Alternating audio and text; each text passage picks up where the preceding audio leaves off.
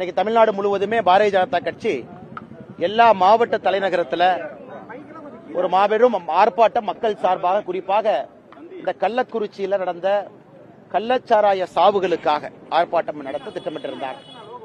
இன்று காலை மதுரையில் ஆரம்பித்து இப்ப கோயம்புத்தூர் வரை, சென்னை வரை எல்லா பகுதியிலுமே நம்முடைய தொண்டர்கள் தலைவர்கள் ஆர்ப்பாட்டம் செய்வதற்கு தடுக்கப்பட்டு எல்லா இடத்திலையும் கைது செய்யப்பட்டு முன்ஜாக்கிரதை நடவடிக்கையாக வேறு வேறு கல்யாண மண்டபத்தில் இருக்கிறார். இது தமிழகத்தினுடைய அரசியல் வரலாற்றில் முதல் முறை. இது அதாவது ஒரு மக்கள் பிரச்சனைக்காக, கள்ளச்சாராய சாவுக்காக, தமிழகத்தில் எதெல்லாம் தவறு நடக்கிறது என்று சுட்டிக்காட்டுவதற்காக முறைப்படி பாரதிய ஜனதா கட்சியினுடைய தலைவர்கள் அந்தந்த மாவட்டத்தினுடைய காவல்துறை கண்காணிப்பாளர், போலீஸ் கமிஷனர்கிட்ட முறைப்படி அனுமதி கடிதம் கொடுத்திருக்கிறாங்க. இதற்கு முன்பு உங்களுக்கு தெரியும், உச்சநீதிமன்றம், உயர்நீதிமன்றத்தினுடைய ஆணைப்படி அங்க இருக்கக்கூடிய காவல்துறை அதிகாரிகள் இங்க மட்டும்தான் நீங்க ஆர்ப்பாட்டம் பண்ணணும், இந்த நேரத்துக்கு தான் ஆர்ப்பாட்டம் பண்ணணும்னு சொல்லுவாங்க.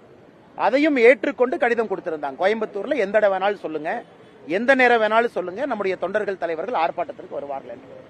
கடைசி நேரத்தில் அனுமதி மறுக்கப்பட்டு அதன் பிறகு கைது செய்யப்பட்டு பெண்கள் உட்பட எல்லாத்தையும் உள்ள உட்கார வச்சிருக்காங்க. இதே சொல்லுதுனாங்க, திராவிட முன்னேற்ற கழகம் பயப்படுகிறது, இதை பற்றி பேசக்கூடாது என்று நினைக்கிறது. பேசும் பொழுது திமுகவிற்கும் கள்ளச்சாராயத்துக்கும் இருக்கக்கூடிய தொடர்பு வெளியே வந்துவிடும் என அஞ்சுகிறது. உண்மையை சொல்ல வேண்டும் என்றால், இன்னைக்கு சாயந்தரம் ஒரு புள்ளி விவரம் பார்த்தங்க. தமிழ்நாட்டில் மொத்தமாக இருக்கக்கூடிய நூலகங்கள் 4661 நூலகங்கள், லைப்ரரி. ஆரம்ப சுகாதார நிலையம், பிரைமரி ஹெல்த் சென்டர் 2127. ஆனா டாஸ்மார்க் 5329. தமிழகத்தில் மட்டும்தான் டாஸ்மார்க் கடைகள் நூலகத்தை விட, ஆரம்ப சுகாதார நிலையத்தை விட 2.5 மடங்கள் அதிகமா இருக்கு. அதனுடைய வெளிப்பாடு என்னங்க? இன்னைக்கு தமிழகம் எல்லா பக்கமும் கூட 18 வயசிலிருந்து 60 வயசுக்குள்ள மதுவுக்கு அடிமையாக இருக்கக்கூடிய ஒரு தலைமுறையை உருவாக்கி இருக்கின்றார். இன்னைக்கு கள்ளக்குறிச்சியில கிட்டத்தட்ட 34 வீடுகளுக்கு ஒரு வீடாக சென்று பார்த்து விட்டு வந்தோம். மக்கள்கிட்ட பேசணும். இது கள்ளச்சாராய சாவு என்று சொல்வதை விட கள்ளச்சாராயத்தால் திமுக அரசு நடத்தி இருக்கக்கூடிய கொலை என்று சொல்ல வேண்டும். இது திமுக அரசு நடத்தி இருக்கக்கூடிய கொலை. கள்ளக்குறிச்சியினுடைய மைய பகுதியில் போலீஸ் ஸ்டேஷன்ல இருந்து 100 மீட்டர்ல, அங்க இருக்கக்கூடிய டிஸ்ட்ரிக்ட் கோர்ட்ல இருந்து 150 மீட்டர்ல சாதாரணமாக, சர்வசாதாரணமாக டிவிஎஸ் 50ல வந்து கள்ளச்சாராய பாக்கெட்டை விற்கிறாங்க. இவங்க யாருமே தினமும் கள்ளச்சாராயம் குடிக்கிறவங்க கிடையாதுங்க. இவங்க எல்லாம் டாஸ்மார்க் கடையில கோட்டர் குடிக்கிறவங்க, வாங்கி 125 ரூபாய்க்கு 180 மில்லி கோட்டர் குடிக்கிறவங்க. ஒரு கட்டத்திற்கு மேல அது கட்டுப்படி ஆகல. அதனால் 25 ரூபாய்க்கு கிடைக்கக்கூடிய இந்த பாக்கெட் சாராயத்தின் பக்கம் வர்றாங்க. இன்னைக்கு கள்ளக்குறிச்சியை போய் யாரு பாத்தீங்கன்னா கூட தெரியும், இவங்க எல்லாம் கள்ளச்சாராயம் குடிக்கணுங்கிற ஆட்கள் கிடையாது. மதுவுக்கு அடிமையாகி கள்ளச்சாராயத்தின் பக்கம் இது விலை கம்மியா இருக்குன்னு வந்தவங்க இன்னைக்கு 55 பேர் இறந்திருக்கிறாங்க. 5 பெண்கள் உட்பட, ஒரு திருநங்கை உட்பட.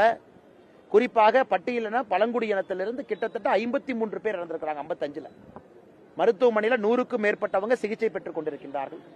15க்கும் மேற்பட்டவங்களுக்கு இதுவரை கண் பார்வை இல்லை. இதெல்லாம் ஒரு வளர்ந்த தமிழகம், திராவிட மாடல் அரசு.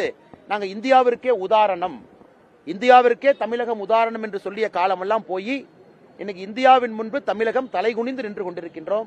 கள்ளச்சாராய சாவுகள் இந்த மாநிலத்தில் ஒரு ஆண்டு அல்ல, 2வது ஆண்டாக தொடர்ந்து நடக்குது. போன ஆண்டு 22, இந்த ஆண்டு 55.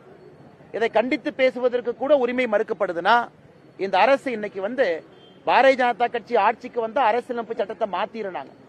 இதே அரசியலமைப்பு சட்டத்தில் எங்களுக்கு கொடுக்கப்பட்டிருக்கக்கூடிய உரிமையை திமுக அரசு முடக்கி இருக்கின்றார்கள்னா, ஜனநாயகத்திற்கு எதிரான கட்சி எது?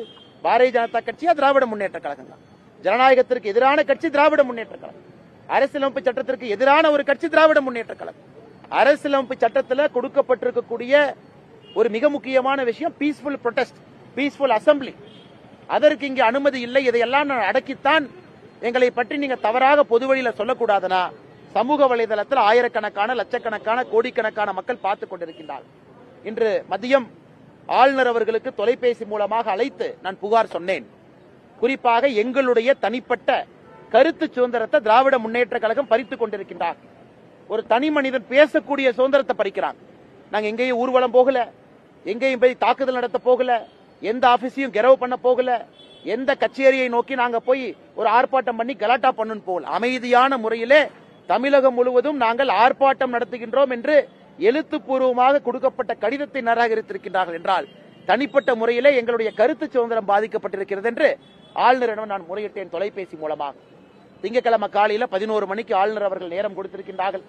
பாரதிய ஜனதா கட்சி சார்பாக ஒரு குழு நம்முடைய மேதகு ஆளுநர் அவர்களை சந்தித்து, குறிப்பாக இந்த கள்ளச்சாராய சாவு, பாரதிய ஜனதா கட்சி ஸ்பாட் விசிட், நாங்கள் பார்த்திருப்பது அனைத்தையும் கொடுக்க போகின்றோம். அதையெல்லாம் தாண்டி திமுகவுக்கு இருக்கக்கூடிய சம்பந்தத்தை கூட ஆளுநரிடம் அறிக்கையாக சமர்ப்பிக்க போகின்றோம். அதையெல்லாம் தாண்டி எங்களுடைய கருத்துரிமையை பறிக்கக்கூடிய திராவிட முன்னேற்ற கழக அரசு தொடர்ந்து ஆட்சியில் இருக்க வேண்டுமா என்கின்ற கேள்வியும் ஆளுநர் முன்னால் வைக்க இருக்கின்றோம். இதை இன்னைக்கு பத்திரிகையாளர் சந்திப்பில் பத்திரிகை நண்பர்கள் முன்பாக சொல்வதில் நாங்கள் கடமைப்பட்டிருக்கின்றோம்.